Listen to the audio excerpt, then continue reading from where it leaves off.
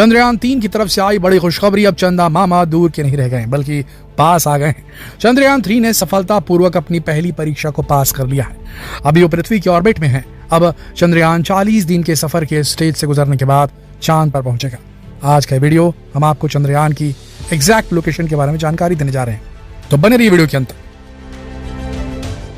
चंद्रयान 3 ने सफलतापूर्वक अपनी पहली परीक्षा को पास कर लिया है। अब ये पृथ्वी के ऑर्बिट में है। अब चंद्रयान 40 दिन के सफर को पूरा करने के बाद चांद पर पहुंचेगा। देखिए अभी अपना चंद्रयान कहां पहुंच चुका है। भारत का चंद्रयान अपनी मंजिल चांद की ओर तेजी से बढ़ रहा है। इसरो ने शुक्रवार 14 जुलाई 2023 को श्री हरिकोटा स्थित सतीश धवन स्पेस सेंटर से चंद्रयान 3 को चांद के लिए रवाना किया था। अभी तक चंद्रयान बिल्कुल सामान्य रूप से आगे बढ़ रहा है और 40 दिन का सफर तय करके 23 अगस्त को चांद की सतह पर पहुंचेगा। अब चलिए आपको बताते हैं कि चंद्रयान किस तरह से आगे बढ़ रहा है। इसरो के अनुसार उड़ान भरने के लगभग 16 मिनट बाद प्रोपल्शन मॉड्यूल रॉकेट से सफलतापूर्वक अलग हो गया और ये मून की ऑर्बिट की ओर बढ़ते हुए पृथ्वी से 170 किलोमीटर निकटतम और 36,500 किलोमीटर दूर एक बिंदु पर एक इलिप्टिकल सर्कल में लगभग 5 बार पृथ्वी की परिक्रमा करेगा और फिर आगे बढ़ जाएगा। 15 जुलाई 2023 को चंद्रयान 3 पृथ्वी के फर्स्ट ऑर्बिट में था। उस समय उसके इंजन को फायर किया गया था ताकि चंद्रयान अपने अगले ऑर्बिट में पहुंच सके। इस समय चांद से उसकी दूरी 41,762 किलोमीटर थी और चंद्रयान एकदम सही तरीके से काम कर रहा था। इसके बाद 17 जुलाई 2023 को चंद्रयान ने पृथ्वी के सेकेंड ऑर्बिट में एंटर किया। यहाँ एक बार फिर इसके इंजन को फायर किया जाना था। इस समय इसकी स्थिति ऑर्बिट में 41,603 किलोमीटर बाई 226 किलोमीटर थी। 18 जुलाई 2023 को चंद्रयान 3 ने सफलतापूर्वक पृथ्वी के तीसरे ऑर्बिट में एंटर किया। यहाँ बेंगलुरु में स्थित इसरो के हेड ऑफिस से इसके इंजन को एक बार फिर फायर किया और इस समय इसकी पोजीशन ऑर्बिट में 51,400 किलोमीटर बाई 228 किलोमीटर थी। अब चंद्रयान 3 के इंजन में अगला फायर 20 जुलाई को दिन में 2 से 3 बजे के बीच किया गया है और इस तरह लगातार चलते हुए 31 जुलाई तक चंद्रयान 3 को 1 लाख किलोमीटर दूर तक पहुंचाना है।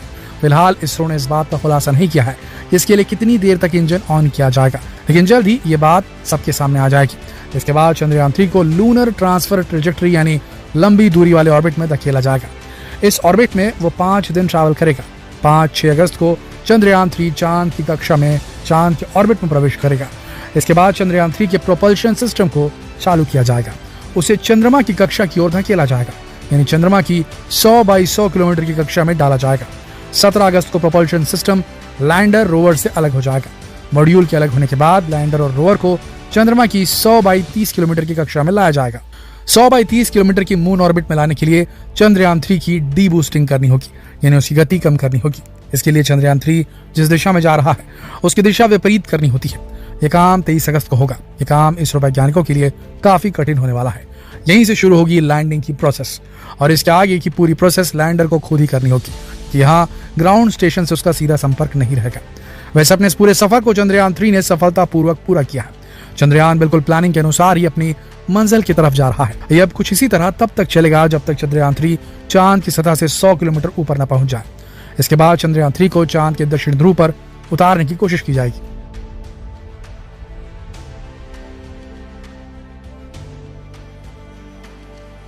अगर सब कुछ सही रहा तो चंद्रयान 23 अगस्त को चांद पर सफलतापूर्वक लैंड कर पाएगा और इसी के साथ भारत ऐसा करने वाला चौथा देश बन जाएगा। दोस्तों, चंद्रयान 2 में भी भारत ने चांद की डार्क साइड या चांद के दक्षिणी ध्रुव पर लैंड करवाने की कोशिश की थी, लेकिन जब चंद्रयान 2 का लैंडर चांद की सतह से 2.1 किलोमीटर की दूरी पर था तो किसी सॉफ्टवेयर ग्लिच की वजह से उसने चांद की सतह पर क्रैश लैंडिंग कर दी थी। लेकिन इस बार इसरो अपने इस मिशन को लेकर काफी सतर्क है। उसने उन सभी कमियों को दूर करने की कोशिश की है जिनकी वजह से चंद्रयान 2 की लैंडिंग में समस्या आ गई थी। हालांकि चंद्रयान 2 का ऑर्बिटर आज भी चांद की परिक्रमा कर रहा है और इसीलिए चंद्रयान 3 में अलग से ऑर्बिटर का इस्तेमाल नहीं किया गया। अगर जरूरत पड़ी तो चंद्रयान 2 के रोवर का ही इस्तेमाल किया जाएगा। इस मिशन में इसरो ने ऑर्बिटर की जगह प्रोपल्शन मॉड्यूल का इस्तेमाल किया है। चंद्रयान 2 में एक ऑर्बिटर, विक्रम लैंडर और प्रज्ञान रोवर शामिल थे, जबकि चंद्रयान 3 में एक lander module LM, propulsion module PM और एक रोवर प्रज्ञान शामिल है। इसका कुल भार 3,900 किलोग्राम है। चंद्रयान 3 में चांद की सतह की जांच के लिए कई इंपॉर्टेंट इक्विपमेंट भी लगाए गए। उनमें से कुछ खास है। पहला, रंभा यानी radio anatomy of moon bound hyper sensitive ionosphere and atmosphere. ये चांद की सतह पर मौजूद प्लाज्मा की डेंसिटी और उसमें समय के साथ आने वाले बदलाव की जांच करेगा इक्विपमेंट। नंबर 2, चास्टे CHAST यानी चंद्र सरफेस थर्मोफिजिकल एक्सपेरिमेंट। ये चंद्रमा के ध्रुवीय क्षेत्र के आसपास तापमान से संबंधित जांच करेगा और कुछ फिजिकल एक्सपेरिमेंट भी परफॉर्म करेगा। Number 3 instrument for lunar साइस्मिक activity ILSA। ये चंद्रमा के क्रस्ट और मेंटल के स्ट्रक्चर के बारे में पता लगाने का काम करेगा। नंबर 4 लेजर रेट्रो रिफ्लेक्टर अरे LRA। ये चंद्रमा की गति और उसकी संरचना को समझने में मदद करेगा। Number 5 laser induced breakdown spectroscope LIBS। ये चांद की सतह पर मौजूद एलिमेंट्स की जांच करेगा। Number 6 alpha particle X ray spectrometer APXS। ये लैंडिंग साइट के आसपास मौजूद धूल और चट्टानों की जानकारी कलेक्ट करेगा। इसके साथ ये लैंडिंग स्थल के आसपास मिट्टी और चट्टानों के स्ट्रक्चर में magnesium, aluminium, silicon, potassium, calcium, titanium और आयरन जैसे एलिमेंट्स की भी जांच करेगा। Number 7 spectropolarimetry of habitable planet earth SHAPE SHAPE. ये अर्थ की पोजीशन को चेक करेगा चंद्रमा से।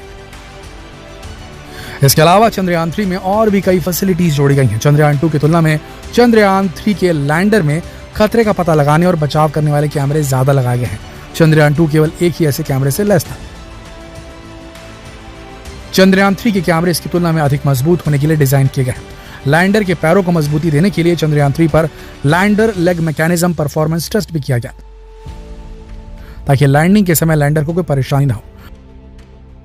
इसमें कई सारे सोलर पैनल्स लगाए गए हैं ताकि किसी भी समय लैंडर को एनर्जी की कमी महसूस ना हो। जब लैंडर चांद की सतह पर लैंड कर जाएगा तब चंद्रयान के लैंडर में से एक रोवर निकलेगा जो कि चांद की सतह पर उतरेगा और लूनर साउथ पोल में इसकी पोजीशनिंग होगी। यहीं पर रोवर इस बात की खोज करेगा कि चांद के इस हिस्से में उसे क्या क्या खनिज, पानी आदि मिल सकता है। इस खोज में खास बात यह होगी कि अगर भविष्य में हम कभी चांद पर कॉलोनियां बसाने की सोचेंगे तो इसमें बहुत मदद मिलेगी। इस मिशन की लागत लगभग 615 करोड़ आई है, जबकि चंद्रयान 2 में 900 करोड़ से ज्यादा का खर्च आया था। लेकिन क्योंकि इसमें ऑर्बिटर का अलग से इस्तेमाल नहीं किया गया, इसीलिए इसमें खर्च पहले की तुलना में कम हो गया। दोस्तों, चंद्रयान 3 बड़ी तेजी से अपने मिशन को सफल करने के लिए आगे बढ़ता जा रहा है और उम्मीद है कि इस बार भारत का तिरंगा चांद पर जरूर लहराएगा। आपका इस बारे में क्या ख्याल है? अपने विचार हमें कमेंट सेक्शन में लिखकर जरूर बताएं।